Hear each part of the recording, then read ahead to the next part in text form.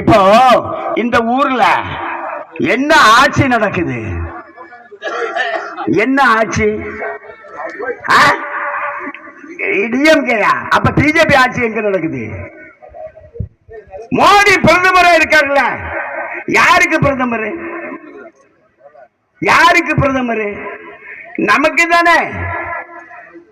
அப்ப மோடி ஒரு ஆட்சி பண்றாருல்ல, அவருக்கு ஆட்சி எங்க நடக்குது? எங்க? இங்கதான். இங்கதான் மோடிக்கு ஆட்சி. ரேஷன் கடையில அரிசி கோதுமை வாங்குறோம்ல, அது எந்த ஆட்சியில இருந்து வருது? மோடிக்கு ஆட்சியில இருந்து வருது.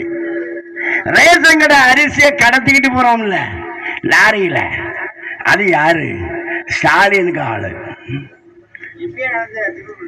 ஆமா, அரிசியும் கோதுமையையும் விநியோகம் பண்றது மோடி, கடத்திட்டு போறது ஸ்டாலின். அதுதான் நம்ம ஊருக்கு போறோம்ல, ரோடு எப்படி இருக்கு? ஜிக்கு ஜிக்குன்னு இருக்குல்ல. ஆமா, தேசிய நெடுஞ்சாலை அது யாரு போடுறது? மோடி போடுறது. கிராமத்துல கிராம சடக்கு யோசனா அப்படின்னு போர்டு வச்சிருப்பான். கிராம சடக்கு யோசனா, அது இந்தி பேரு. அந்த கிராம சாலையை போடுறது யாரு? மோடி. மோடி 5 கோடி பேர் வாங்கியிருக்கான் முத்ரா வங்கி கடன். முத்ரா வங்கி கடன்னா இதர வங்கி கடனுக்கும் முத்ரா வங்கி கடனுக்கும் ஒரே ஒரு வித்தியாசம் உண்டு. அது என்னன்னா, பேங்க்ல கடன் வாங்கணும்னா செக்யூரிட்டி இருக்கணும், ஜாமீன் இருக்கணும். ஆனா முத்ரா வங்கி கடனா இருந்தா ஜாமீன் தேவையில்லை, செக்யூரிட்டி தேவையில்லை, 20 லட்சம் வரைக்கும் கொடுப்பான். அப்படி 5 கோடி பேர் தமிழ்நாட்டில் கடன் வாங்கியிருக்கான். என்ன, அந்த கடனை கொடுக்கிறது யாரு? நரேந்திர மோடி பிரதமர். இந்த பேங்க் இருக்கு இல்லையா, Indian bank, state bank, Indian Overseas வங்கி, கனரா பேங்க் எல்லாம் இருக்குல்ல.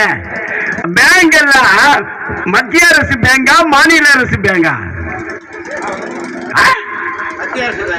பேங்க்னாலே மத்திய அரசு தான் அது.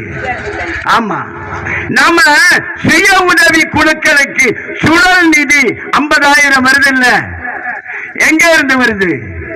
மத்திய அரசு கிட்ட இருந்து வருது. இப்ப பஞ்சாயத்து தலைவரை கேட்டா கிராண்ட் வரணும், கிராண்ட் வந்த உடனே நான் பண்ணி தாரேன் அப்படின்னு சொல்லுவாரு பஞ்சாயத்து தலைவர். என்ன, அந்த கிராண்ட் எங்க இருந்து வருது? மத்திய அரசு கிட்ட இருந்து வருது.